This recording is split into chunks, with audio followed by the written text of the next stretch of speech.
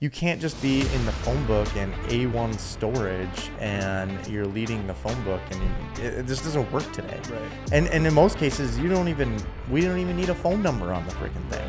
You just need to have the brand. Right, exactly. Do you even need the website? Not really.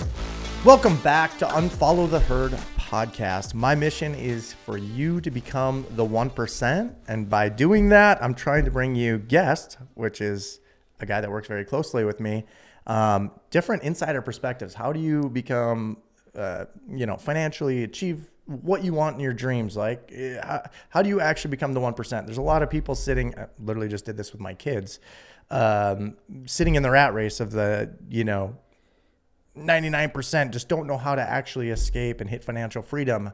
How do you use your entrepreneurial spirit to get out of that? And I think there's a young guy that is pretty important to us now, and he spends a lot of his time in marketing, and I think a lot of businesses get this wrong. And so on the show, I got Jack Teiken. Yeah. How you doing, Jack? Great. Happy to be here. I think we're going to touch on some cool stuff today. So yeah, Jack didn't stop emailing me, so I had to hire him as an marketing intern. And persistence pays off. So I did find out he's worked here 11 months. I thought it was 4 months. So I mean, it's been a while. Yeah. It's been a while now. But I always think about, and I hear this a lot is anyone that's in business, or if you work for a business, most don't spend much on marketing, and you don't have as much exposure to the job market and who markets good, who markets doesn't. But you've been spending all your time in marketing now, knowing who does it right, who does it wrong, who's not doing enough of it. What are a few of the things that you can learn and the listener can learn from? Yeah. Well, just to kind of give a quick background, I don't have a plethora of experience in marketing. I haven't been doing this for 10 years. So anybody who was listening to this who might be green to marketing, we're in a pretty good spot now in terms of our marketing. Wait, what'd you graduate in? I graduated in business management. So like the broadest business degree you can get, kind of like just figuring it out, needed a 4-year degree. Okay. So started there. But yeah, like I said, like I think if you're new to the marketing space, there's no secret sauce. There's no special campaign, special thing you can do. It's just, I think you have to kind of just take a step back and figure out the systems that you want to put in place and act on it. So yeah. I think I can give a quick overview of what I do for us. I'm the guy behind our storage website. I do all of our ads, so Facebook, Google, all that stuff, and I do all the organic things. So, when you search a luxury storage in our area, I'm the guy who's behind it, trying to put it on the top of your screen. So, like I said, I mean, I'm pretty new to the space, but I've had a lot of time to learn with Marc and at Mac, and so I think we've gotten to a pretty good place now, and might have a couple of tips to share. So I think always people get this wrong, but I mean, you've learned what organic is versus paid. Yeah. Shit, you've been to home shows, boat shows, RV shows. We have all this data, and now we're talking storage specifically. Obviously, we have luxury storage as our product type that we use for storage, but I think we also have a plethora of businesses that you're helping with. I'm going to start with storage as a real estate game, because I think whether you own an apartment, a duplex, I don't care. Yeah. You can use a lot of tools for organic marketing, probably that you're not using. For sure. Yeah. And then we'll dive into like the business side of things too. Yeah, for sure. So I'll tell you kind of how I approached our system when I first got here. So I started at Mac as a marketing intern. So your wife, Chelsea, she hired me and kind of brought me onto the scene, got me up to speed with everything that we were doing. But basically, my first kind of full project at Mac was, hey, you're going to look at the ads. You're going to see how we can do this better. And so, like I said, I'm coming into this at ground zero. So where do I go? I go to YouTube. I go to ChatGPT and say, hey, look at what we're trying to do. How can we do it a little bit better? So I think I found a couple different resources on YouTube who said the biggest thing that I took away was you have a final goal in mind with marketing. Obviously, it's to sell t-shirts or it's to bring people to a website, whatever makes you money. Mm-hmm. For us, it's getting leads and getting people into storage units. So the way that I kind of went about it was, well, I want to drive our marketing channels, our marketing efforts towards the things that are going to convert to that. So for us, it's getting people on the phone. We have a really good property manager who does a really good job kind of explaining the units to people and getting them in them. And we have a really strong website that can provide details. Now, for a lot of people who run storage, I think they put a lot of emphasis on their website converting. And what I mean by that is they want people to go to their website and add a unit into their cart and lease it without ever having to get on the phone. For some people that might work. For us, we have a little bit more of a high-end product. It's going to be a little bit tougher to do that. A lot of people who use our stuff want to have clarifying questions, and rightfully so. And so basically what I wanted to do through the organic stuff was get people to our website, and then from their website, they can give us a call. With the paid stuff, though, we were doing a lot of stuff that brought people to our website and kind of just left them there when I first got here. And so when I was tasked of kind of like revamping this, I was like, okay, how can we do this? The biggest thing that stuck out to me was, well, hey, rather than having people and paying people to get onto our website, well, how can we get them to fill out a lead form with their information, what they're looking to store, when they're trying to come in, and that way we can get them right away to our conversion source, which is on the phone. Mm-hmm. And like I said, the number one piece of this is to have that strong conversion source. For us, it's Trevor. He does an absolute fantastic job of getting these people once they're on the phone and they have a need for our product, to getting them into the unit. That's critical to this. But like in marketing, it doesn't help if you don't have the strong campaign and you're not running it well. So do your research, figure out what your target market is, and do your best to appeal to that market. Make it as simple as you can for them to, transition like their interest into your hands. So as soon as it's in our hands, well, then we can take it from there, and see if we can get them into a unit. But that's a long answer to your question, but that's a little bit of a better background. Yeah. Well, I'll so if I'm looking for storage and well, maybe through your lens. Yep. You do, I think there's branding posts, mm-hmm. and then there's like, what's the ultimate goal? Right. Like you want to get them in the door as a lead. Right. And you said Trevor's converting those leads. So like your job as the marketer is to gain the lead. Yeah. Now, do you think it's organic or paid?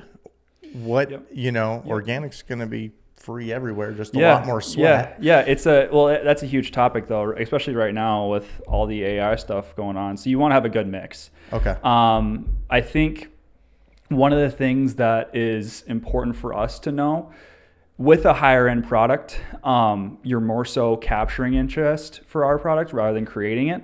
So like nobody's going to go out and be like, hey, I need matter of fact, I do need an $800 storage unit. That's not really what we're going for. Yeah. And so I think when we can produce paid ads, the main reason for that is to say, hey, Google can see that you have had interest in getting a storage unit. You have stuff that you need to put away, whether it be a car, a boat, whatever. Google sees that. Well, hey, we're going to present our product to you because you have interest in it. With the organic stuff, though, it just kind of takes everything to another level. And like I said, with AI now, all that organic stuff, that's what's showing up on your ChatGPT. That's what's showing up on your Claude.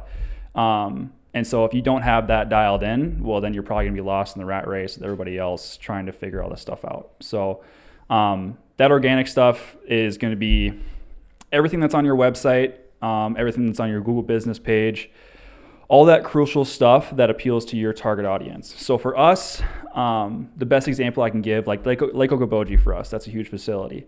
The best market that we have there, the most reoccurring market that we see coming is boat owners, camper owners, outdoor enthusiasts that are in that area. So the best thing we can do is to have all of those items listed out on our website saying, so when somebody goes into ChatGPT says, what's the best place to store my boat for the winter? We're the first one that comes up because we have everything on that website. ChatGPT can look at that, scan the entire internet. Well, Mac Storage has boat storage in Okoboji listed 15 times. It must be pretty good. They have high Google reviews. That's a huge part of it too. There's a lot of stuff that you need to have in tune for organic marketing or organic media.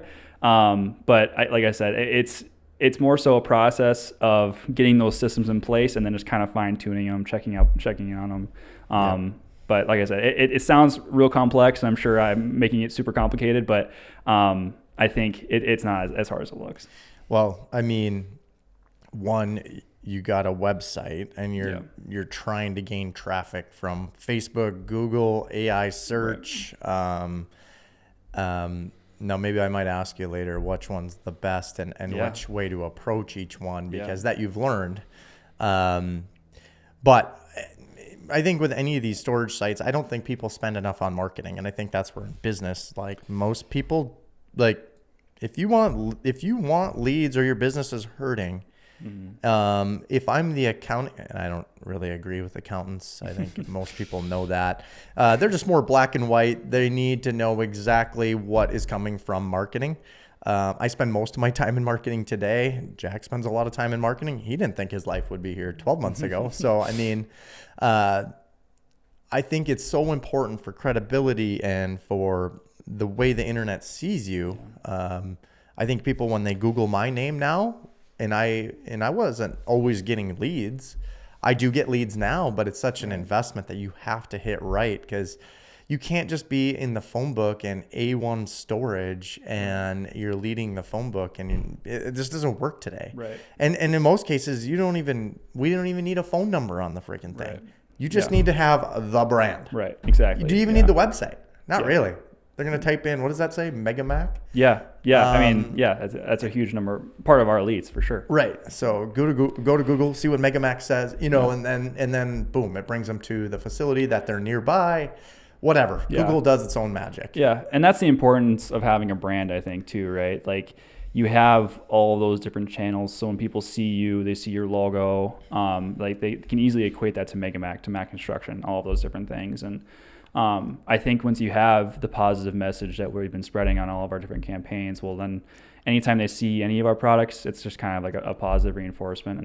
And I think, like you said, accountants can see marketing as it's not necessarily like a one-to-one thing. It's tough to explain the returns of it. Obviously, it can be a little bit more granular in terms of like paid media to results, but we won't get into that. But I think, as somebody who's kind of knee deep in it, the biggest thing you can do is create a strong brand and then deliver a product that meets that brand. I think that we've done a really good job of doing that so far. So yeah, I'd say you've learned for sure, and we've learned that over time, like I said, anyone couldn't. If you want to get serious about this, figure out what brand you want to make. Mega Mac wasn't even going to be the brand. Mm-hmm.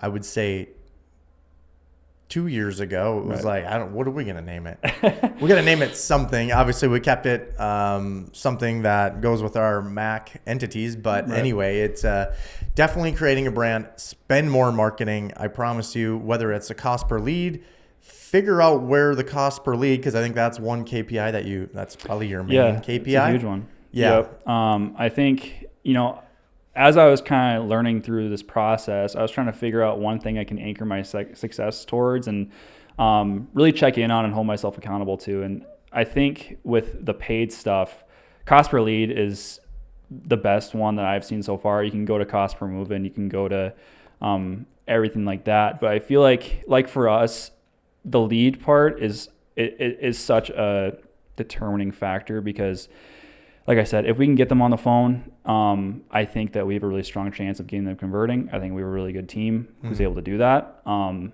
if we don't get that specific person, well, that doesn't mean we can't get their son or their grandma or whatever. It is in this space that we're in, we're constantly growing. So there's going to be a lot of that awareness stuff.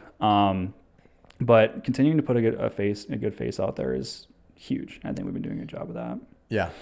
Well, and I think we even have, we'll talk organic, but organic marketing would be along a highway, right? Like if you're along a highway, I think your exposure is going to be just that much more if your traffic counts up. We have sites that are not on main roads, and they're hidden. Those can be full too through organic. or paid, whatever. And Yeah. I think we market probably the same within each facility. I think each facility we do a lot of the same practices. Yes. However, we're also trying to meet our target market where they are. So, I talked about this earlier this week, but like in Okoboji, you get a lot of people in there who are, maybe visit there in the summer, just go to Arizona for the winter, whatever that might be. And so we're trying to meet them where they're at, which in Okoboji, it's a lot of bars, it's a lot of, theme parks, it's a lot of, places they'd be with their family or their grandkids or whatnot. That might be different from what we see in Fargo. Fargo is a facility that has a lot of contractors. It's a lot of business owners. And so where we might not be so heavily dependent on, those recreational, not activists, but enthusiasts, we might see them at trade shows. We might see them at, business conventions, those kinds of things. Yeah. So that organic part is super important, because organic necessarily doesn't have a dollar amount attached to it, but it is very much an energy component. That's what you're putting into it. Yeah. So trying to find those places where you can best spend your energy, and they're free. So everything that you can do that's free, free in quotation marks, but anything that you can do that's free, and trying to get them in the right places, I think that's going to have dividends to it. Right. For sure. So. Yeah. No, that's awesome. Like I said, you've done a phenomenal job learning the. Yeah. You just learn it, and you kind of run with it, because we don't have direction, and it's an entrepreneurial business. Yeah. We wear multiple hats. We have to get things done, but we're always serious about when it comes to these facilities. It makes or breaks us. So we want to make sure that we're putting full efforts forward. So, well, sure. Who is Jack Teiken? Yeah. At the end of the day, how did you come? And your ripe old age of what? Your Whoop watch tells you 17, 18. Right. It's like you just went through puberty. Yeah, right. Not a sponsor. But yeah, so I'm originally from northern Minnesota. I grew up in Moorhead, which is across the street from Fargo in North Dakota.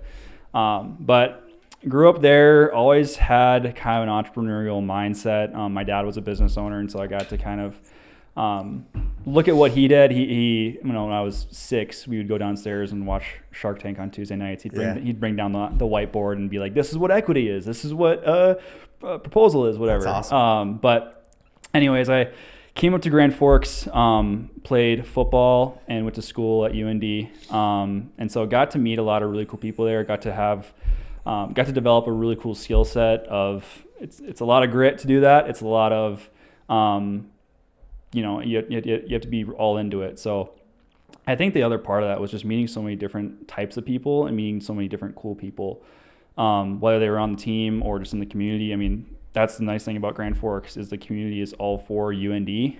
So you got to be introduced to a lot of different types of people. And throughout my college career, like I said, I graduated in a pretty broad degree. So I was trying to figure out what I wanted to go into. I had no clue. I was in finance for a couple of quarters or a couple semesters, and I was in real estate, and then I wanted to be a lawyer, and then, I don't know, just kind of switch to switch. Sound like an entrepreneur now. Yeah, right.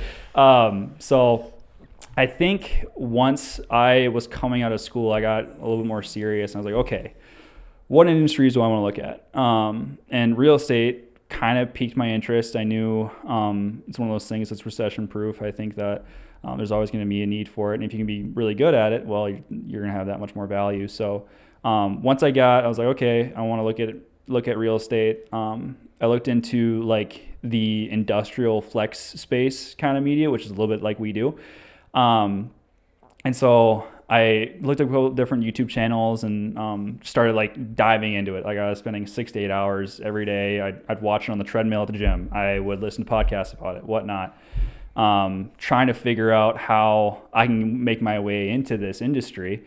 And so I was like, okay, well, there's got to be somebody around Grand Forks that's doing this and doing it at a high level. And so honestly, I can tell you the truth. I was driving by on our road next to our office and saw these large, what looked like industrial flex spaces. So I was like, okay, what's that?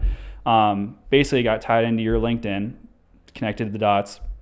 And I hounded our Jen, our rock star in office here, and she kind of, I think I emailed her like 3 or 4 times saying, hey, like I know you have a couple of different things open, even if it's not, like, give me an interview. I'll work for free, that kind of thing. So I ended up getting interview with Chelsea and Jen, and then ended up meeting you, and things kind of just took off. I think we kind of connected on a few different levels, and then took it from there. So started as a marketing intern here, and then moved into more of like a marketing manager role, and then now we're doing more sales stuff, but I'm still kind of, my base is in marketing. But it's been a really cool journey so far, and kind of excited to see where it goes. So yeah. Holy, you packed a lot, but I think it tells there's a lot of kids in college that with a management degree and then AI, you didn't learn anything about AI in college. No, dude. I really wish they had more stuff about it, for sure. And that's a white collar job, right? Mm-hmm. Like, and now you utilize it every day, and right. Have found it that, in what we do in marketing, Mm-hmm. I mean, you guys are on it Huge all the piece. time. Yeah, well, I mean, like I said, it's one of those industries where you always have to have a new idea. ChatGPT is really good at giving you ideas. Yeah. So if I look for ideas for a new campaign, or maybe different posts we can do, different ways we can attack our audience, it's really good at just bouncing ideas off of ChatGPT or Claude or whatever. And so I don't have to kind of put all the pressure on me, and it's a really good teaching source, like I said. Right. So if you ever have a question, you can just pop it in there, and it'll give you a couple different ideas of how to attack it. Yeah. And so I want to really back this up now, because you said something about your dad's got a whiteboard teaching you equity and debt, and like I don't know your dad, but help me understand how he developed you into this entrepreneurial freak that you are today. For sure. So he has a background in technology.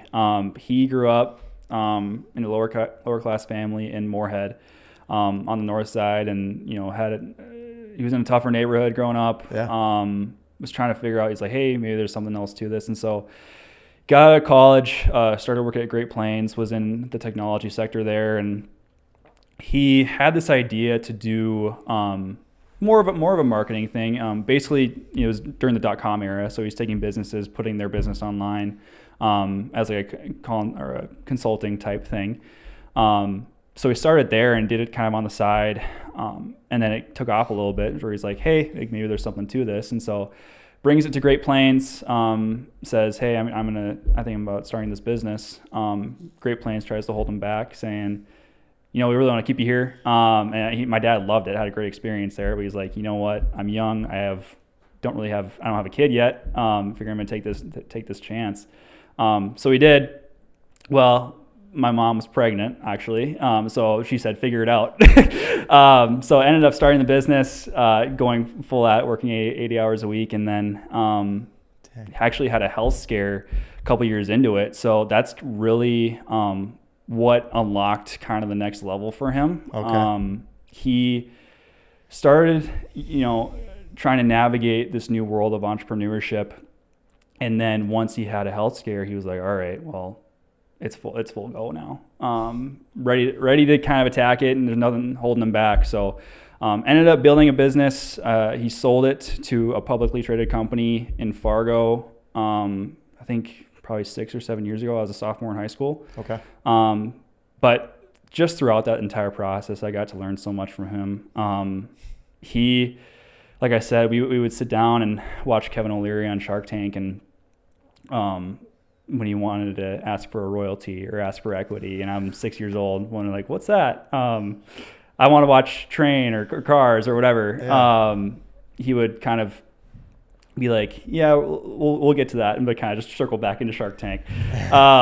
So that's kind of where I got my base. It was one of those things where, I want a new pair of shoes, go cut a couple lawns, right? So that's kind of where it started for me. And I think the biggest, if I could take one thing away from him, it was, if you want something, go make it happen. Like, you can't expect anything to come to you.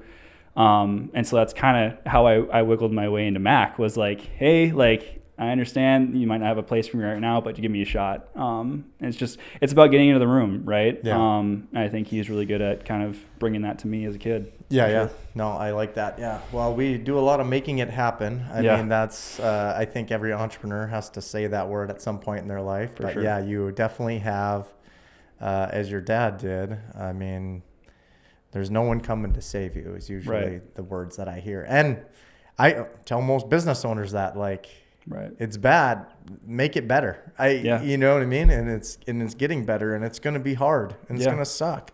And I'm sure when your dad opened his business, the first 5 years, it was 80 hours a week. And then he had a health scare in the middle of it. And then it's like, now what? It's like, you either keep going or die trying.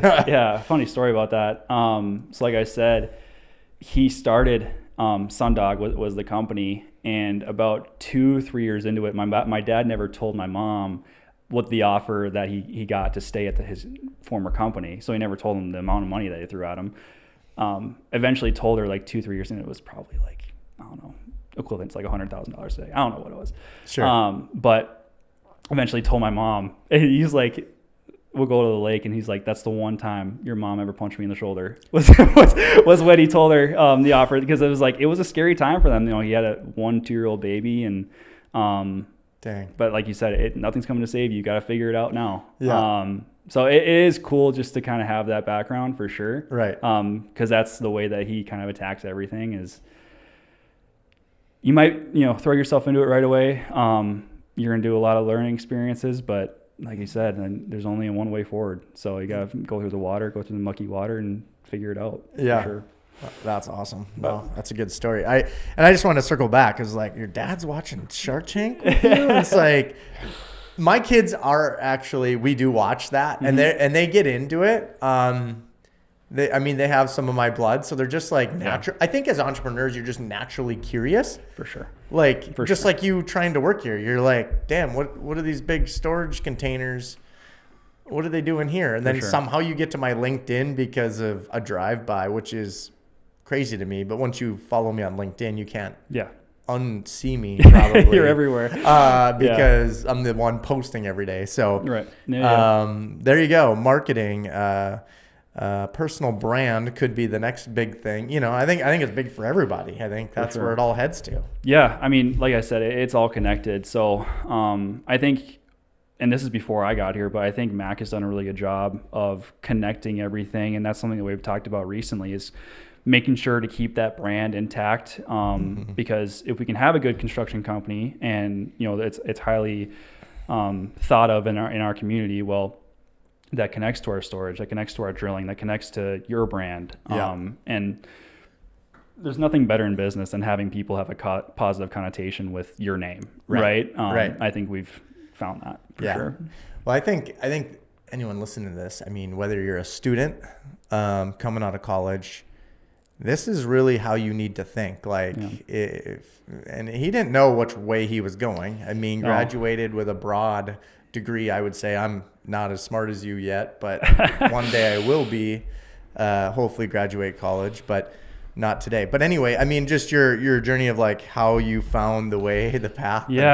And you ended up coming here and working and just getting exposure to a different, I mean, I think it's kind of where you want to go at the end in life. Yeah. I think where that can kind of be misconstrued for college kids is, I think at least the message I got throughout high school, throughout college was, hey, follow your passion, figure out what you want to do. I think that can be a little bit harmful at times. I think that for me, what's worked out so far in my life is following my talents rather than following my passion. That's kind of helped me get to where I'm at. I'm still pretty low on the ladder, but I think I've got a good base. And I think, it's important to have things that you care about. You don't want to show up to work and hate it, right? I just think that as an entrepreneur, you're going to move so much faster when you realize I can get so much faster using my talents. You're really good at sales. You're really good at marketing. You're really good at flipping houses, whatever it might be. Acknowledge that and go after it and kind of just make your way in. I think, college kids they're green to everything. Nobody really knows what they want to do. Everybody's like, well, maybe I'll go into this, and then 5 years later, I'm going to change my mind. That's fine. That's why if you do follow your talent, well, you're going to have a skill set that it's transferable. I have a lot of friends who are going to school currently to be doctors or lawyers or whatnot, and they're all scared out of their minds because they're going to be $200,000 in debt and being like, I don't really know if I'm going to like this. Well, you might be, but at the same time, if I'm a doctor, I'm going to learn how to study really well. I'm going to learn how to learn. I'm going to learn how to learn. If you're a lawyer, you're going to learn how to communicate. You're going to learn how to critically think, all those different things. So if you go into a space and you're not sure you're going to follow through with it, that's fine. Just become really good at it. Use your talents, and that'll take you wherever you want to go. And it's subject to change. Everybody's going to change, what they want to do. It's just attack it. I maybe sound old when I say this, but I'm not that old. But I mean, it's like I think about my construction company and how college kids, man, we used to rely on them. We're seasonal college kids. The college kids would leave college and help us in construction. What the hell is wrong with the generation now? Like no college kids want to work. No, dude. Or I don't know if their parents just made so much equity through COVID that their assets exploded, or what the hell is wrong with the generation coming out of college right now? I think everybody I kind of bag on my generation a little bit, and it's no way specific, but I feel like my experience has been, there's a lot of things people see online, people see on social media saying, well, I'm this 23-year-old. I started a coaching business, we'll call it, and now I'm worth $3 million. And that we associate that with, well, that's doable. I can do that right now if I want to, but everybody at the same time, rather than starting that coaching business, well, there's another rule. There's another 6-second reel I'd rather watch. And it's just kind of this never-ending cycle where I think social media can be incredibly helpful. I've mentioned today how it's helped me on YouTube, the YouTube has helped me learn and everything like that. And that's on Instagram, that's on Facebook, that's on Twitter. The harmful part of it is the probably more so the social aspect of the social media, where people see things, kind of expect to make it happen or for it to happen to them. And I think that kind of just, it kills the drive in my generation, if that makes sense. I think that there's a lot of people in my generation that think that they can do big things, but don't really want to because they're afraid of failure, or think that the world's going to come down on them if they have a failing business or whatnot. But like I said, I'm pretty new to a professional work environment. I've been putting a lot of my time into sports growing up, and the past 15 years of my life, whatever it's been. But the number one thing that's been working for me so far is to put myself in uncomfortable situations and find ways to learn as fast as possible. I was listening to a podcast this morning, and one of the things that he mentioned was, you're going to walk through life walking on eggshells. You're not really going to get anywhere. You have to understand that in 100 years, hopefully they do, but probably not. Nobody's going to remember you. In 100 years, you can build a really big None thing, of this and matters. Right, and you're a speck on a rock in space. That's really what it is. And I don't say that to be cynical. I just say that to be go get it. You're going to look stupid. You're going to look like an idiot at times. You're going to have to, for me, I'm starting to make more cold calls than I ever have on our sales side. And, I had never done that before. If you list my first 5 calls, you'd be like, this kid does not know how to talk.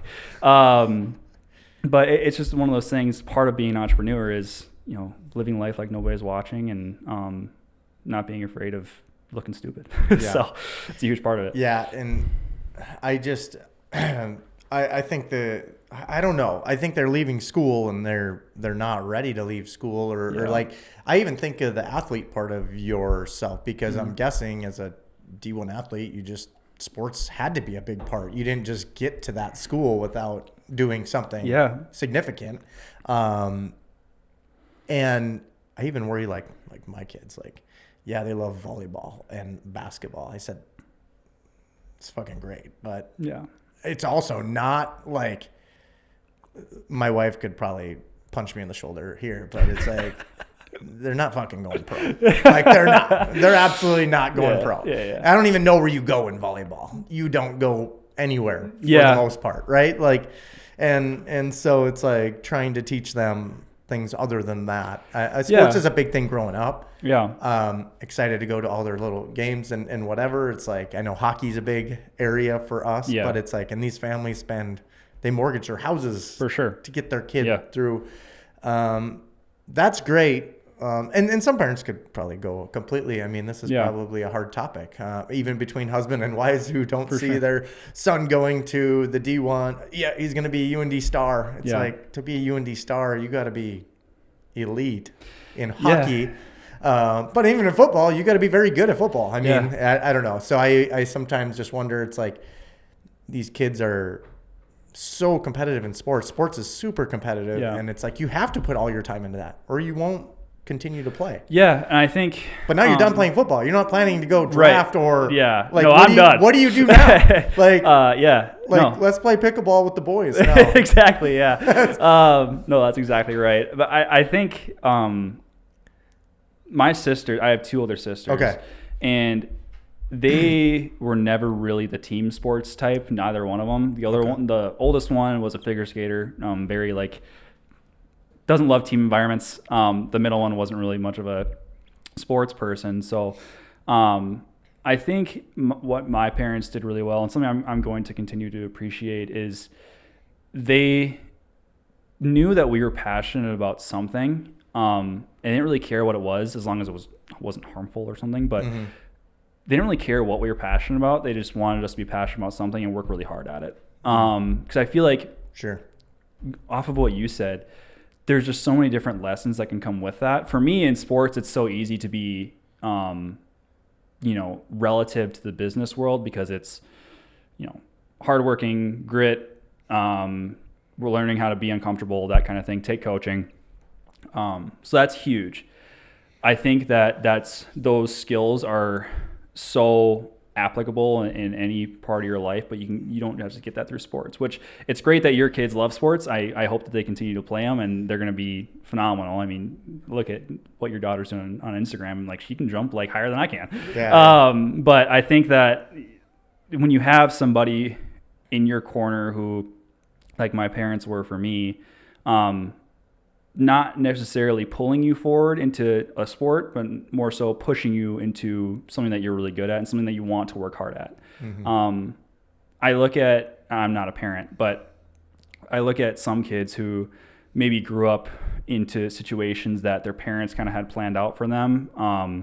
And that can be really tricky. They can be really good at it because just they have God-given ability. But I think that as somebody who is really thankful for the way his parents brought him up, I'm really happy that I could have said I wanted to be a race car driver or a painter or whatever. They just said, I don't really care. Just go do really good at it. Be passionate about it. That's so huge. For sure.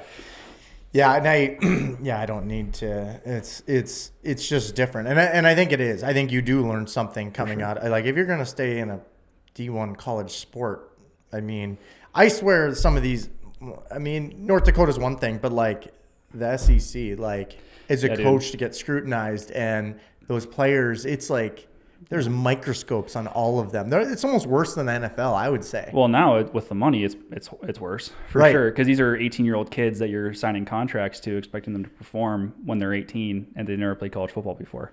So I can get on a soapbox about that too. But I think there was NIL when I was in college, and I got to, monkey around with it, experiment with it a little bit. But I think overall, I'm going to talk about college football. Overall, to the whole point of college sports and really anything amateur is to allow kids to grow. And I feel like when you assign a dollar value to that, then it just puts that much more pressure on the kid. And so when he doesn't perform, well, probably not everybody reacts this way, but if he doesn't perform, the way I would react is like, well, shit, I'm, screwing people out of $100,000 or whatever they're paying me to be here. So like I said, I can get on a soapbox about that. Oh yeah. But Well, it's funny. Like, I mean, with the NIL, which I think many people have different, like, probably shouldn't be allowed. The biggest schools are going to end up having the biggest amount of money pool for the alumni, whatever. It's a money game now. At some point, I think it changes, or it's going to have to probably before it gets out of hand. But I mean, there's even, kids from our community that, I mean, I have buddies in town and they're getting emails from whatever. It could be an offensive lineman that no one knows. And he's like, hey, I'm just wondering if you could be one of my sponsors. Oh, yeah. And maybe you had to do some of that. Well, yeah, I mean, why not? Yeah, I mean, that's what I did. Right. Good. I should have known that. I didn't get an email from you. So not from avoid me. that kid. No, I actually, one of the things that I did, I wanted new, I have a pickup truck, so I wanted to get a lift on it, new running boards, and new tires. So I was like, well, I'm a college kid. I have a little bit of money, not a lot. So I'm like, okay, well, if I can front that, how can I get something out of it? So I was like, I went to a buy shop in town here, and they were really great. And they gave me like the sales tax off or whatever it was. So it ended up being like $700. Yeah. But I was like, it's one of those things where if I hadn't asked, it wouldn't have happened. Dang. Like I said, I mean, there's kids out there making $7 million with playing college football now, but you learned how to market yourself. Right. Yeah. It's like I could see people from bigger schools making this stuff happen. I'm like, well, I probably can't ask people for $70,000, but I can ask for $700. So I think, like I said, it's all building a personal brand. And, if they ever did contact my coaches saying, hey, like, is it okay to put this kid on our Instagram or whatever? Yep. It's one of those things where he can look in and be like, yeah, he's a great kid. Yeah. Let him do it. Well, and it probably starts in high school now, but these personal brands are so important to everybody. I even, if you follow Tom Brady's story or whatever, like his social media presence now, it's like he can pretty much touch anything and it'll sell. And we'll say like a local Adam Thielen. I mean, he's got a personal brand that he has built over time through his professional career, and people are curious. So it's like, because now he's 33 or 4 years old? Yeah. And retired from football? Yeah. So you're a reporter? Funny story about him. Or actually. You're something else, all right? Yeah. And that's not too far from you. I mean, your area. He owns ETS, which is a block of gyms in our area. And one of the trainers I grew up with was, he started with me at one gym and then kind of merged into another one, but it was owned by ETS. So it was one of those things where I was already going to go to ETS. I had this training program set up with this current trainer, but for the new kids, it was, if it was owned by Adam Thielen, they could say, oh, well, I go to Adam Thielen's gym, or I go to, this gym that Adam Thielen owns that everybody else is going to. So it's like, it's one of those things, kind of like what we were touching on, having that personal brand where if kids see you, and obviously he's a professional athlete, but he's likable in our community because he's a great guy and he does a lot of things for our area in Detroit Lakes. But that's just not one of those things where if you can have all that stuff connected, you're just going to see returns on it for sure. Yeah, there's businesses I see that try to grow social media, and I think you can as a business, but what really people want to see, because as you're a business, you're posting about what's on sale, what are we doing, here's what we're doing. And then as the personal side, you're getting, and I think what everyone wants to see, and probably half the reason I do a podcast is because like what's behind the scenes, like what is actually happening? Is it all just rainbows and butterflies every day? We throw cash at each other at noon and leave, it's like it's not the case, right? And so I think sharing those stories, but like Adam Thielen, you'll see a little different insight on his social media, and you get to see behind the stories. Like, well, yeah, and I think now he is stepping into that new reporting space, which I think he's going to do really well with. Right. But I think it's part of any business. For me, it was marketing and sales, and for you is, I mean, you brought up in concrete, but it's probably overall construction, and for Adam, it's reporting. But my point is, all of us had environments that we were given freedom to learn and grace to learn. And I think that is, such a huge part of, if you don't put yourself in uncomfortable situations. I can't imagine Adam's done, a plethora of high school football reporting, but now he's on CBS or whatever he's on and doing a killer job at it. But again, they're giving him room to learn. They're giving him room to know it's probably not going to be the best, the first year or the second year or whatever, but he's actually going to get figured out. He's going to be really good at it. I think personal brand, again, we're trying to talk about all things marketing with Jack too, and trying to learn, but I think those are key ones too. I think personal brand is the biggest thing. Let's just talk marketing in general. What's your biggest problem right now? And you got to understand, Jack does business marketing and he does storage marketing, really inclusive. But I think between them all, we kind of hit every. He kind of does it all. So it's good exposure. Yeah, I think number one thing that I'm trying to work on right now is marrying all of our brands and doing that in a way that performs. So, for example, Marc has this really strong personal brand on LinkedIn and Instagram and Facebook. So I'm like, well, hey, his audience is probably going to be interested in his businesses too. And so trying to figure out a way to not necessarily like poach that audience over into storage or construction or whatever, because that's tough to do, but try to merge that audience and be also interested in his product, right? Because at the end of the day, Mac Storage, Mac Construction, there's a lot of other moving parts to it, but it's connected with you.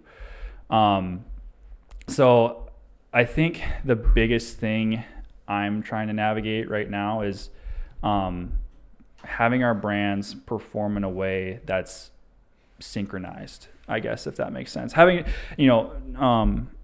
I guess the way I can put it is like all boats rise together. So if we can have one strategy that works for another page and, bring that over to a different part of our business, well, then I'm going to try to do that.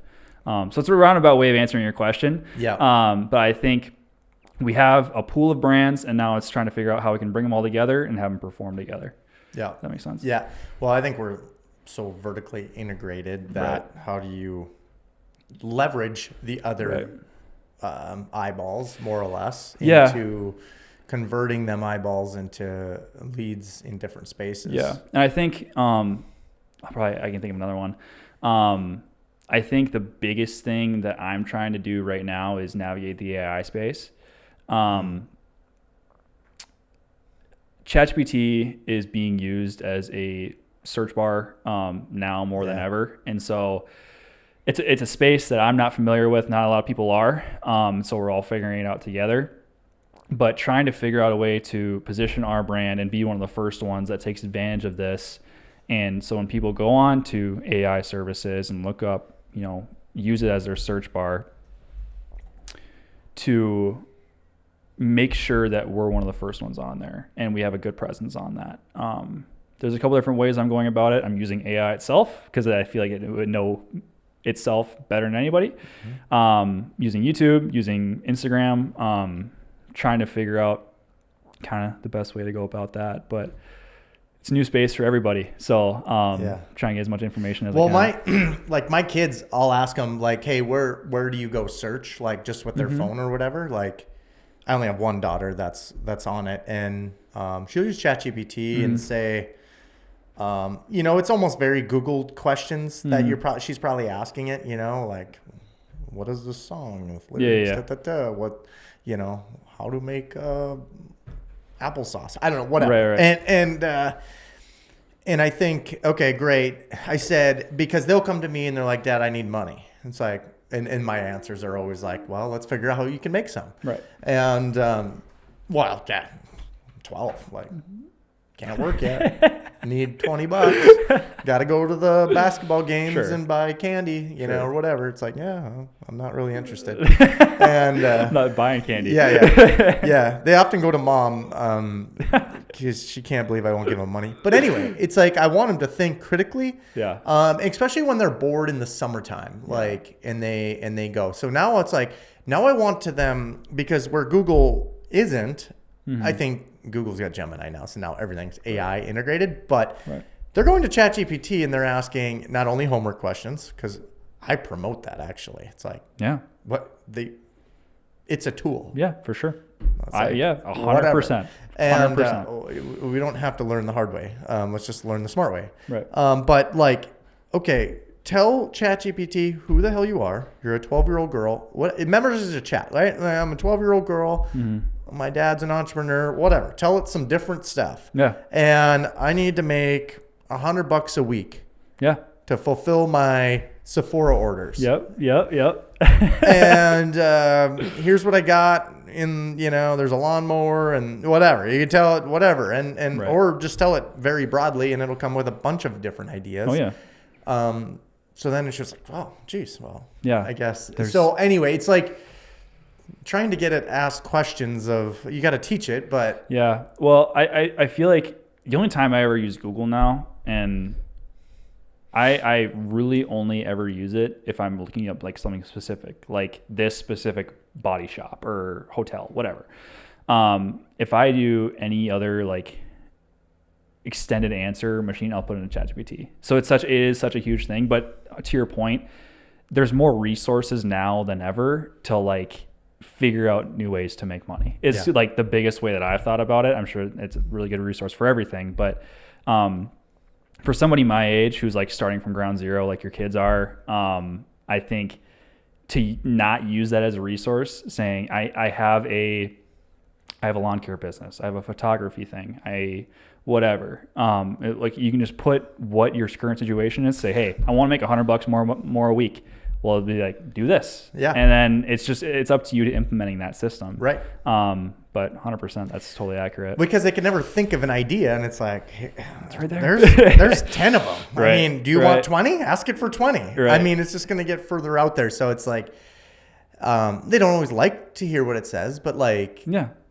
But then I'll tell them how I use, AI, and because as a sole owner, you can be, as a business owner, as a whatever, it can be a dark place if you can't ask anyone questions. Mm-hmm. Not everyone has a mentor. Not everyone, like, there's not good mentors for me right now. I would have like 12 mentors. Yeah.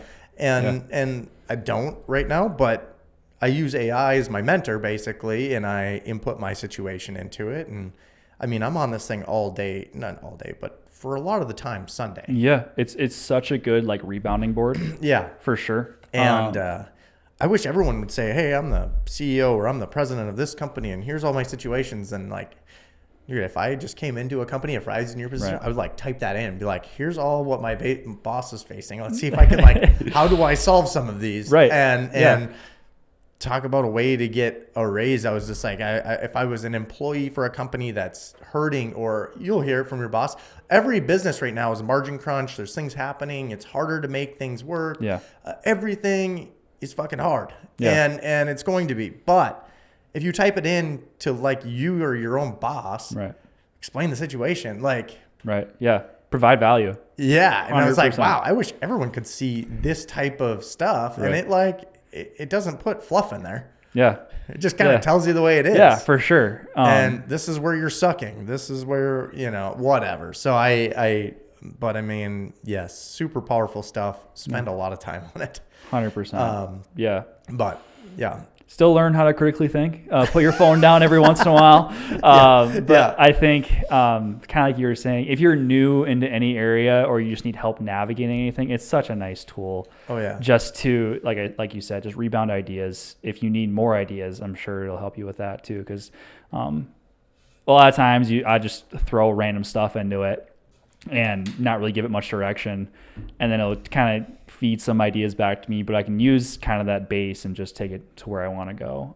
So it's not perfect. It's not going to be, like you said, it's not going to be finely tuned, thing for your specific situation, but it can get there. It can get you pretty darn close. Yeah, for sure. Yeah. Again, we can go into AI, but I think it comes together with everything that you're doing today and can answer questions. Yeah. What's one of your biggest fears? Ooh, the one that I'm going to relay here is the one I tell, my girlfriend, my parents, people closest to me. It's just complacency. I was able to kind of experience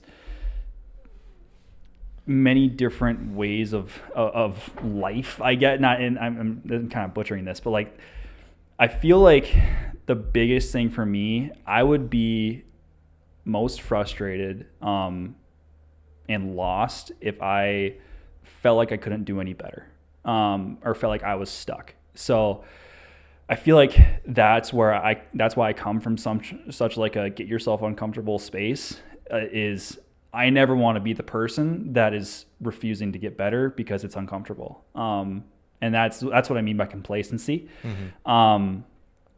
I can't imagine a world where I'm not dreading to do something because it scares me. I think that's part of growing, and that gives you something to look forward to and something to get better at too. The number one thing I love doing is getting better at something, going through the process. I did it with marketing. I started at ground zero. I got relatively good at our paid stuff, and now it's time to do the same thing with organic. And then the next thing. You've moved to sales. I mean, I could tell that you figured it out. Yeah. And then you're like, okay. Yeah. Now what? Fine tune it and then jump to the next thing. I got really good at that. Now it's just kind of like making sure that system, you stay on top of it. But overall, it's the hunt is the best part of this 80-year journey that we're on for me. And so I want to be really good at things, but at the same time, I like to not be really good at things and then get good at them. Right. So that's probably my answer to that. Well, I think productivity is where entrepreneurs or your personality type, that's where we're the happiest. Right. When we move the bar really far in a day, a week, a month, a year, whatever, it's like, all right, we're kicking ass. I'm happy. Yeah. If we're not doing anything for a year, we're miserable. Yeah. We're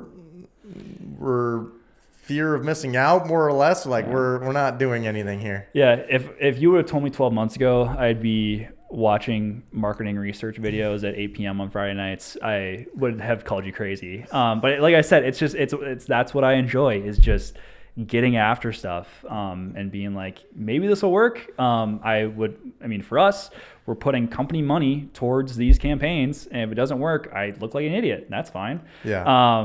But like I said, it's just that environment to grow and being willing to be uncomfortable. So. Yeah. No, that's awesome. So maybe this is an open question, but I think you can answer it in a couple different ways. But where do you want to go? Where do you want to go? Maybe it's marketing, maybe it's in sales. And I'm not asking you this as an employee. I'm maybe asking you this generally as life, right? Yeah. Like, I know you got big goals. Maybe talk about the approach and how you think you get there. Yeah. Lots of 21-year-olds watching this. Yeah. I think for me, it's going to continue to be making connections and finding people that can help me develop a stronger skill set. So constantly finding new ways I can provide value. Here, you'll know this more than anybody. I'm going to be at your desk asking for more stuff until I say no. I think I kind of try to approach that, throughout my entire life. But I think in the next, like a 5-10 year goal is to, if it's at Mac, have a department, grow it to a really strong state, and then being able to produce results year after year and continue to bring people in that have really good influence and solve problems. Right. Overall, outside of my life, there's a lot of personal stuff that I want to have happen in the next 5-10 years. There's a lot of stuff that's going to be changing in the next 5-10 years that I don't know about. But I think I want to continue to provide value to people that need it. If I can be a teacher, great. If I can, be a motivator for people, that's great too. I love being, right there with somebody and helping them achieve things that they didn't know they could do before. That's one of my dad's biggest rocks. And so he kind of, that wore off on me too. But it was one of those things like in the football locker room, I'd be right there with people like screaming at guys when they're trying to put up weight on bench press or whatever.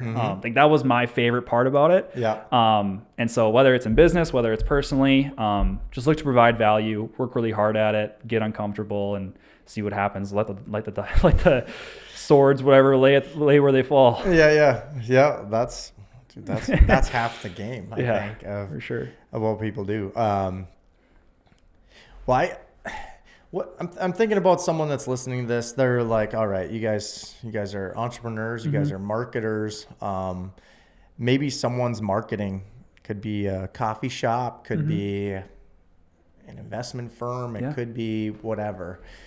They're not getting enough leads. They want more leads. What's one thing they're probably overlooking as a small business? Yeah, I think they're overlooking what their conversion source is. So many local businesses do this.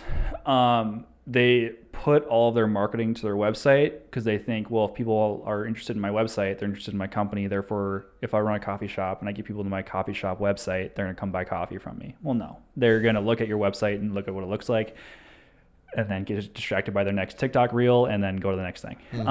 So I think if you want people, I'll stick with this coffee shop example.